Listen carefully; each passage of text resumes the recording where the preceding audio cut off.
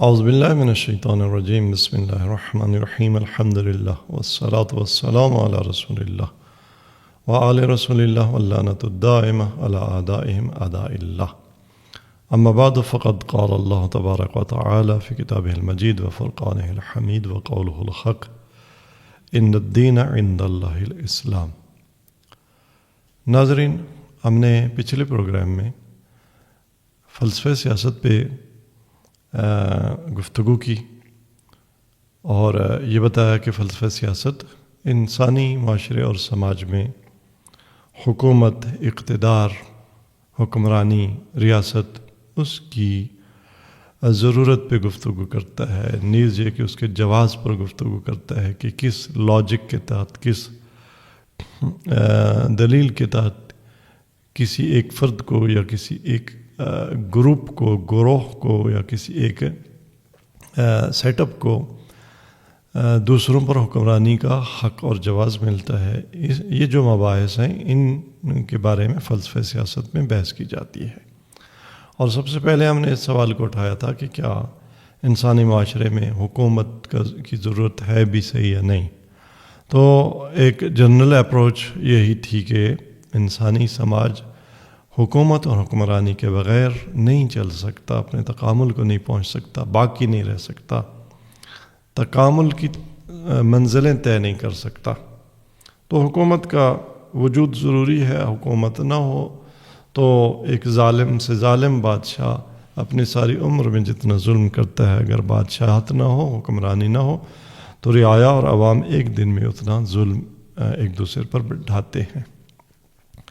لیکن ہم نے بتایا تھا کہ فلسفی تعاملات جو ہیں ان کی تاریخ میں کیمونزم اور انارکزم دو ایسے سکولز آف تھاٹ آپ کہیں، فلسفی مکتب آئے جنہوں نے حکومت کا انکار کیا، اور ان میں ایک کیمونزم تھا۔ کیمونزم پہ ہم نے پچھلے لیکچر میں گفتگو کی تھی، کیمونزم کا تعارف کروایا، کیمونزم کی فلسفی بیان کی، اور یہ بتایا کہ کمیونزم کہتی ہے نو اسٹیٹ، کوئی حکومت نہیں ہونی چاہیے، نو کلاس رول، طبقات نہیں ہونے چاہیے۔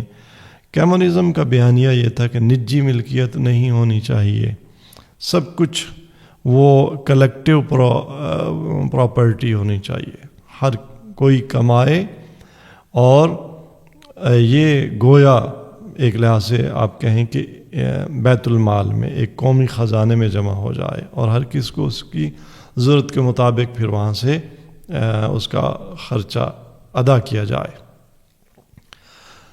کمیونزم کی جو تعلیمات تھیں وہ ظاہر ہے اتنی کمزور تعلیمات تھیں کہ ان کی وجہ سے کمیونزم کو تاریخ کے عجائب خانے میں اور تاریخ کے میوزیم میں جانا پڑا، اور یہ وہ پیشین گوئی تھی اس مرد کلندر کی، امام خمینی رضوان اللہ تعالیٰ علیہ کی، کہ جو آپ نے جنوری 1989 میں سوویت یونین کے جو آخری رہنما تھے گورباچوف کو اپنے خط میں یہ لکھ دیا تھا کہ اب جو ہے کمیونزم کو دنیا کی سیاسی تاریخ کے عجائب خانے میں ڈھونڈنا پڑے گا۔ کمیونزم کی پرابلم کیا تھی؟ بظاہر کمیونزم کے کچھ دل لبھانے والے دعوے تھے۔ کمیونزم کہتی تھی جاگیرداری کا اور فیوڈلزم کا خاتمہ ہونا چاہیے۔ کمیونزم کہتی تھی سرمایہ داری اور کیپٹلزم کا خاتمہ ہونا چاہیے۔ کمیونزم یہ کہتی تھی کہ طبقاتی تقسیم کا خاتمہ ہونا چاہیے، اور بظاہر یہ دل لبھا سلوگنز تھے اور ان میں ایک جاذبیت تھی۔ لیکن پھر کیا ہوا کہ کمیونزم اس سب کچھ کے باوجود فلاپ ہو گیا۔ تو ہم نے اشارہ کیا تھا پچھلے لیکچر میں، لیکن پھر میں نے دیکھا کہ پچھلے لیکچر میں مطالب صرف اشارہ ان میں ہوا، اور دانشوروں کے لیے، علماء کے لیے تو وہ کافی تھا اشارہ، لیکن بعض عام لوگوں کے لیے اور طلباء کے لیے ممکن ہے اس بات کو تھوڑا کھولنے کی ضرورت ہو۔ تو آج کا لیکچر ہم نے اسی عنوان کے تحت رکھا ہے کہ کمیونزم کیوں تاریخ کے عجائب گھر میں چلا گیا، پرابلمز کیا تھی۔ تو ہم 1 2 3 اس حساب سے جو کمیونزم کی عمدہ پرابلمز تھیں بالخصوص اسلامی تعلیمات کے تناظر میں یا اسلام کی پولیٹیکل فلسفی کی روح سے کمیونزم کی فلسفی نہیں چل سکتی تھی اور نہ چلی. اس کی بنیادی ترین وجہ نجی ملکیت کا اور انڈیویجول پراپرٹی کا انکار تھا اور اس کی نفی کا بیانیہ تھا. در حقیقت کمیونزم کا یہ جو نعرہ تھا کہ کسی کی کوئی نجی ملکیت نہیں ہونی چاہیے، یہ اپنی ذات میں ایک غیر منطقی اور غیر متین نعرہ تھا. اور اس کی وجہ یہ ہے کہ انسان کی نفسیات یہی ہے، ہیومن سائیکی یہی ہے کہ جب تک انسان کو ملکیت کا اپنا ذاتی اس کا انٹرسٹ نہ ڈیولپ ہو تو وہ محنت نہیں کرتا. اور جب انڈیویجولز محنت نہ کریں تو کیا ہوتا ہے؟ کسی بھی سماج میں رہنے والے انڈیویجولز اگر محنت چھوڑ دیں، وہ نکمے پن کے عادی ہو جائیں، تو اس کا ضرر خود ان کو تو پہنچتا ہی ہے، لیکن اس کا ضرر جو کلیکٹیو پروڈکٹیوٹی ہوتی ہے یا اجتماعی پیداوار، اس پر پڑتا ہے اور اس کا جنازہ نکل جاتا ہے. تو وہ کمیونزم جو سماج کو، سماجی ملکیت کو ایک اہمیت دیتی تھی، تو اس کا یہ ایک طرف سماج کو ویٹ دینا اور دوسری طرف فرد کو، انڈیویجول سے نجی ملکیت کو چھیننا، یہ در حقیقت آپس میں 2 متضاد کلیم اور پالیسیاں تھیں اور جنہوں نے آپس میں ٹکرانا تھا اور ٹکرائیں. اور اس کی عمدہ دلیل یہی ہے کہ ہم دیکھتے ہیں کہ اس وقت دنیا میں بڑی بڑی حکومتیں پبلک سیکٹر میں بہت ساری جو چیزیں ہیں ان کو پرائیویٹ کرنے کے درپے ہیں. ہمارے ملک میں تو اس کی ایک بہت بڑی تاریخ ہے کہ کتنے بڑے بڑے ادارے وہ پرائیویٹ ہو گئے. کیوں؟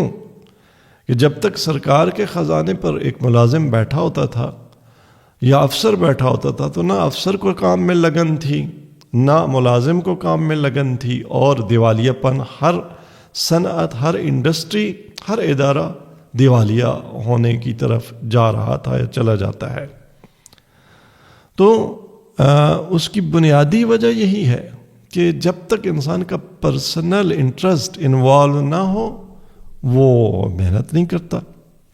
اور اس کے ساتھ ساتھ بنیادی طور پہ ایک اور بھی جو ظلم تھا کمیونزم کی فلسفی میں، وہ فرد پر، انسان پر، وہ یہ تھا کہ بنی نوع انسان کی تکریم گویا چھین لی گئی تھی. کیا انسانوں کا اجتماع وہ بھیڑ بکریوں کا ریوڑ ہوتا ہے کہ سب کو ایک لاٹھی سے ہانکا جائے؟ نہیں، انسان انسان ہے. انسان نہ بھیڑوں کا ریوڑ ہے، نہ بکریوں کا ریوڑ ہے، نہ کسی اور حیوان سے ان کو تشبیہ دی جا سکتی ہے. بلکہ انسانی سماج میں ہر انسان وہ اپنی جگہ ایک امت ہے، ایک دنیا ہے. اور آپ ہیومن سوسائٹی کو ایک ایسی ماشین سے نہیں جو ہے نسبت دے سکتے کہ جس کے تمام پرزے وہ ایک جیسے ہوں. نہیں، ہیومن سوسائٹی ایک ایسی ماشین ہے کہ جس کا ہر پرزہ اپنی جگہ پہ الگ پرزہ ہے، اور یہ الگ الگ پرزے ہوں تو یہ ماشین بنتی ہے یا ماشین چلتی ہے. انسانی معاشرے کی مثال ایسی ہے، انسانی سماج میں ہر انسان کی اپنی جگہ ہے، اور جب اس کو اس کی جگہ من جملہ اس کی ملکیت، اس کی پراپرٹی جب اس کو دی جائے گی تو وہ فنکشن ادا کرے گا کہ جو بطور کلی اور نتیجہ میں پورے سماج کی ترقی اور تکامل کا موجب ہوگا. تو چونکہ نجی ملکیت کی نفی کا بیانیہ یہ کمیونزم کا بیانیہ تھا، تو یہی بیانیہ اس کو لے ڈوبا، اور یہ بیانیہ من جملہ ان اسباب میں سے ایک سبب تھا جو کمیونزم کو تاریخ کے عجائب خانے اور میوزیم میں لے گئے. اور دوسری بات، اسلام کے نقطہ نگاہ سے جیسا کہ ابھی اشارہ ہوا، طبقاتی تقسیم ہمیشہ یہ نہیں ہے کہ بری ہو. اگرچہ طبقاتی تقسیم کے ایک برہمن ہو اور ایک فرض کریں کہ نچلی اور گھٹیا ذات کا ایک سید و سردار ہو اور ایک غلام ہو، یہ طبقات، اس کی ایسی تقسیم کو خداوند تبارک تعالیٰ نے، قرآن نے، اسلام نے ایسی طبقاتی تقسیم کی نفی کی ہے. اور قرآن نے روایات میں بار بار یہی آیا ہے کہ ان اکرمکم عند اللہ اتقاکم، بلند طبقہ اس کا ہے جو زیادہ متقی ہے، اور جو زیادہ متقی ہو تو دوسروں کا زیادہ خادم ہوتا ہے. تو بنابراً یہ بات اس حد تک تو ٹھیک، لیکن طبقاتی تقسیم کا مطلب یہ کہ سب کو پراپرٹی کے لحاظ سے، سب کو عہدوں کے لحاظ سے، سب کو منصب کے لحاظ سے، سب کو ایک ہی لیول میں کھڑا کر دو، اس سے تو سماج نہیں چلتا. جو چیز نامطلوب ہے طبقاتی تقسیم میں، اس میں یہ ہے کہ کوئی طبقہ کسی طبقے پر حق نہ کھائے، اس پر ظلم نہ کرے. اس حد تک تو بات ٹھیک ہے، وگرنہ جو سماج ہے اور انسان کا تکامل ہے اور انسان کی جو سوشل لائف ہے، جو کہ سوسائٹی کی مرہون منت ہے، وہ سوسائٹی چلتی ہی طبقاتی تقسیم پر ہے.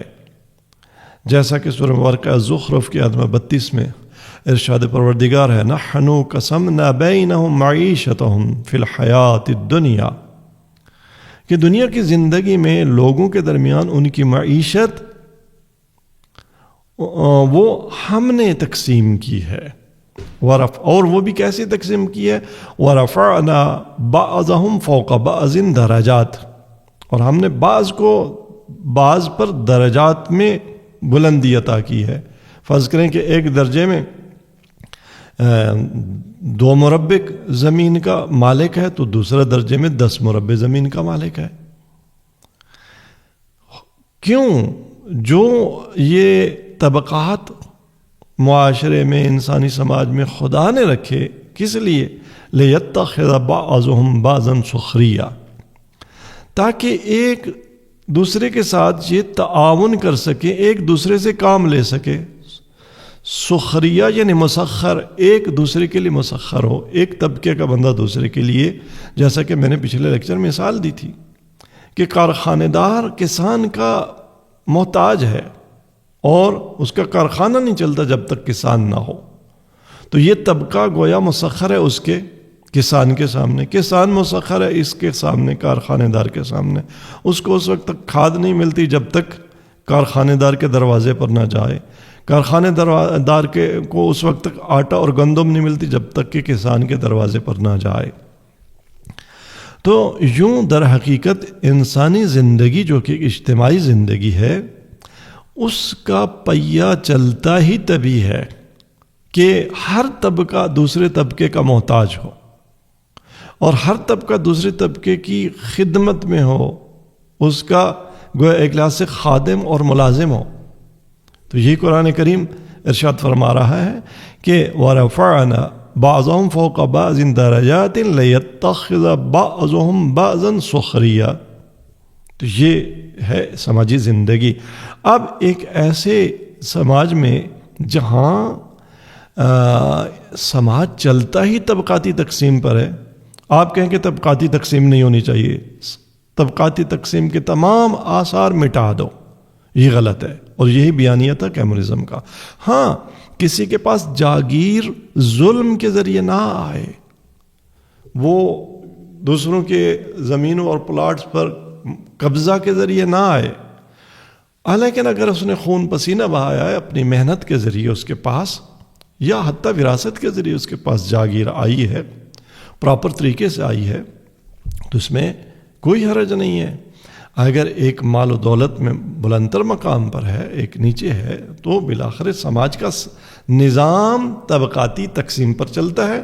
اور کمیونزم کا بیانیہ چونکہ طبقاتی تقسیم کو ایلیمینیٹ کرنے کا بیانیہ تھا، اس وجہ سے کمیونزم کو کہاں جانا پڑا. الٹیمیٹلی یہ سماج کے مخالف ایک فلسفہ تھا، اور لہذا اس کو تاریخ، سیاست اور فلسفے کے عجائب خانے اور میوزیم میں جانا پڑا.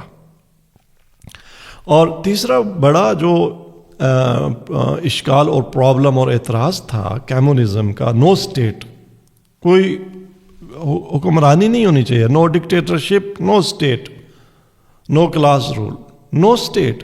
نو اسٹیٹ کب ہوتی ہے؟ دیکھیں، اسٹیٹ کس لیے ہے؟ ہم نے پہلے لیکچر میں اشارہ کیا کہ اسٹیٹ اس لیے ہوتی ہے کہ جب ایک سٹیزن دوسرے سٹیزنز کے خلاف بغاوت کرے، دھوکہ دہی کرے، ڈاکہ ڈالے، ان کے حقوق غصب کرے، اپنی حد سے تجاوز کرے، تو اسٹیٹ آ کے وہاں پہ اس کو روکتی ہے۔ اور انسان کی جو نیچر قرآن نے بیان کی ہے، اور انسانی نفس کی، اور قرآن نے جو مختلف قوموں کی نیچر اور ان کی تاریخ بیان کی ہے، ان کی تاریخ میں یہ بغاوت، ان الانسان لیطغی ان رآہ استغنی، انسان طغیان گر ہو جاتا ہے جب اپنے آپ کو غنی پاتا ہے۔ تو انسان کے اندر نفس سے جو امارہ ہے اس کو طغیان پر ابھارتا ہے۔ اس طغیان کو روکنے کے لیے سماج میں ایک اہم ذریعہ اسٹیٹ ہے۔ اگر آپ کہتے ہیں اسٹیٹ نہیں ہونی چاہیے، نو اسٹیٹ، تو پھر آپ کو متبادل اس کا بندوبست دینا ہوگا، یا تو پوری انسانیت کو، ایچ اینڈ ایوری انڈیویجول کو اخلاقی طور پر وہاں لے جائیں کہ کوئی اپنے حد سے تجاوز نہ کرے۔ تو یہ کون وہاں لے جا سکتا ہے انسان کو؟ کمیونزم کا فلسفہ ان اٹ سیلف بنی نوع بشر کو تکامل کی، اخلاقی تکامل کی اس منزل پر نہیں لے جا سکتا تھا۔ اس منزل پہ اگر کوئی لے جا سکتا ہے تو وہ دین ہے، اور وہ دین مبین اسلام ہے، اور ہمارا یہ بہرحال ایک دعویٰ ہے اور ہمارے یہ انتظار ہے کہ دین اپنی کامل ترین صورت میں ایک دن یہاں بنی نوع بشر کو پہنچائے گا۔ عصر ظہور میں انسان اگرچہ وہاں بھی ایسا نہیں ہے کہ حکومت نہیں ہوگی، اسٹیٹ نہیں ہوگی، لیکن بالآخر اوور آل بنی نوع بشر یہاں پہنچے گا۔ لیکن کمیونزم کے پاس ایسا کوئی ہنر، حربہ، معجزہ نہیں تھا کہ وہ انڈیویجولز کو، ہر فرد کو تکامل کی اس منزل پر لے جائے۔ پس دین تو تھا نہیں کمیونزم کے پاس، بلکہ کمیونزم ضد دین تھا۔ مارکس یہ کہتا تھا کہ مذہب افیون ہے، قوموں کی افیون اور نشہ ہے جو لوگوں کو دھت کر دیتا ہے۔ لینن یہ کہتا تھا کہ مذہب کی نابودی ایک سیاسی انقلابی ضرورت ہے۔ تو ان کے پاس دین تو تھا نہیں، اور اس لیے امام خمینی نے ان کو یہی کہا تھا، گورباچوف کے نام میں خط میں آپ نے لکھا تھا کہ آپ کے ملک کا اصل مسئلہ زمین، معیشت یا آزادی نہیں، بلکہ خدا پر ایمان کی کمی ہے، یعنی بے دینی۔ ان کا اصل مسئلہ بے دینی۔ جب بے دینی ہو، حکومت بھی ہو، نو اسٹیٹ بھی ساتھ اس کے مل جائے، تو پھر کیا ہوگا؟ آپ کے پاس پھر ایک ہی چیز بچتی ہے کہ آپ کو ایسا ایتھیکل سسٹم اور اخلاقی اقدار کا نظام دیں جو لوگوں کو اپنی حد میں رکھے۔ تو جہاں تک کمیونزم کے ایتھکس کا تعلق تھا، تو وہ ہم نے ایک جملے میں پچھلے لیکچر میں اشارہ کیا تھا، لیکن وہ معلوم ہوا کہ کافی نہیں تھا وہ بیان۔ تو اس کا بیان یہ ہے کہ جو کمیونسٹ اخلاق ہے، در حقیقت کمیونزم کی جو فلسفی تھی، اس میں نجی ملکیت کا خاتمہ، طبقاتی تقسیم کا خاتمہ، اور اس کے ساتھ ایک اور چیز تھی انقلاب۔ کمیونزم کی فلسفی یہ تھی کہ انقلاب ہمیشہ وہ تکامل کا موجب ہوتا ہے۔ معاشرے میں انقلاب لے آؤ، اور ان کی ایک لاجک جس کو ڈیالیکٹیکل لاجک کہتے ہیں، اب اس پہ ظاہر ہے اس سیشن میں بات نہیں ہو سکتی، اور یہ کہ اس کائنات میں خلاصہ ازداد ایک دوسرے کے ساتھ لڑ رہی ہیں، اور جب یہ لڑتی ہیں تو انقلاب آتا ہے، اور ایک ان کی نابودی کے بعد ایک نئی سچویشن جنریٹ ہوتی ہے، اور وہ برتر اور بہتر اور کمال یافتہ اور تکامل یافتہ وہ جو ہے نا سچویشن ہوتی ہے، ہاں نیچر میں، اسی طرح بنی نوع انسان اور انسانی سماج میں۔ تو کمیونزم کا اصرار تھا اس انسانی سماج میں انقلاب پر، کہ جی کوئی ایسا کام کریں جو ہمیشہ انقلاب آتا رہے، اور انقلاب کے بارے میں ان کا جو فلسفی یہ تھی کہ انقلاب جو ہے وہ تکامل کا موجب ہے۔ اب اس فلسفے کی بنیاد پر کمیونزم کی موریلٹی کیا تھی، کمیونزم کا اخلاق کیا تھا؟ کمیونزم میں کوئی جو گارنٹیڈ اخلاقی یا اوریجنل اخلاقی اقدار نہیں تھیں جنہیں کوئی چیلنج نہ کیا جا سکتا ہو، بلکہ کمیونسٹ اخلاق میں ہر وہ کام وہ مورلی ایک جو ہے گڈ تھا ایول کے مقابلے میں، جو معاشرے میں انقلاب کا موجب بنے. یعنی اگر معاشرے میں انقلاب جھوٹ کے ذریعے آتے تو جھوٹ مورلی ایک مورل ویلیو ہے، ڈی ویلیو نہیں ہے. اگر ظلم کے ذریعے انقلاب آتے تو ظلم، آپ نے دیکھا ڈکٹیٹرشپ. یہی وجہ ہے کہ کمیونزم نے ڈکٹیٹرشپ کا ایک خاص دور کے لیے نسخہ دیا انقلاب کے لیے، سماجی اور طبقاتی تقسیم کو مٹانے کے لیے. تو ڈکٹیٹرشپ بھی ایک مرحلے میں وہ گویا اخلاقی اور ایتھیکل ہے. تو جو بھی کام انقلاب کے کام آئے، وہ ظلم ہو، وہ خیانت ہو، وہ بربریت ہو، وہ بے عفتی ہو، وہ نشہ ہو، وہ منشیات ہوں، جو بھی ہو وہ اخلاق بن جاتے کمیونزم میں. اور یہ مسخرہ پن تھا کمیونسٹ اخلاق کا اور ایتھکس کا. کوئی جو ایسا اخلاقی کوئی ایسی اخلاقی قدر جو ہمیشہ کے لیے جاویدانہ اخلاقی قدر کمیونزم کے اخلاقی نظام میں نہیں تھی. تو یہ عمدہ اسباب تھے. کمیونزم وسیلے کو، جو بھی وسیلہ بنتا ہے انقلاب کا، وہ گویا اخلاقی وسیلہ اور ٹھیک ہے. جبکہ اسلام کا نقطہ نظر یہ ہے کہ وسیلہ وہ آپ کا ہدف آپ کے وسیلے کو جسٹیفائی نہیں کرتا. کہ آپ کا ہدف اگر اچھا ہے کہ انسان تکامل پائے تو جو بھی وسیلہ اس کے لیے استعمال آپ کر لیں وہ ٹھیک ہوگا. آپ ظلم کر لیں، آپ قتل کر لیں، آپ خیانت کر لیں، آپ جھوٹ بولیں، نہیں. آپ ڈکٹیٹر بن جائیں، نہیں. اسلام کی لاجک یہ ہے کہ ہدف جہاں مقدس ہو وہاں وسیلہ بھی مقدس ہونا چاہیے. لہذا اسلام نے کبھی بھی غدر کو، مکاری کو کسی سیاسی مقصد اور اچھے مقصد تک پہنچنے کے لیے استعمال کرنے میں اجازت نہیں دی. اور اس کی بہت ساری اسلام کی تاریخ میں اگزامپلز ہیں، اور بالخصوص سیرت امیر المومنین علی بن ابی طالب علیہ السلام میں، کہ آپ کسی سیاسی بڑے سے بڑے مقصد تک پہنچنے کے لیے بھی کہیں بھی مکر و فریب کا سہارا لینے کے لیے تیار نہیں ہیں.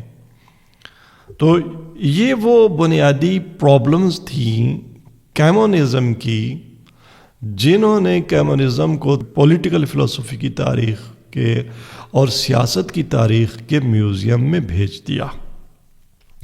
اور امام خمینی کی وہ جو پیشین گوئی تھی وہ سچ ثابت ہوئی. تو یہاں کمیونزم کی جو کا تجزیہ و تحلیل ہے وہ کمپلیٹ ہوتا ہے، اور ہم دیکھتے ہیں کہ کمیونزم کی فلسفی میں برتر فلسفی کس کی ہے؟ اسلام کی فلسفی ہے. کمیونزم کی جو بیانیہ تھا، اس کا جو استدلال اور آرگیومنٹ تھا، وہ اسلامی تعلیمات کی روشنی میں وہ بے بنیاد ثابت ہوا.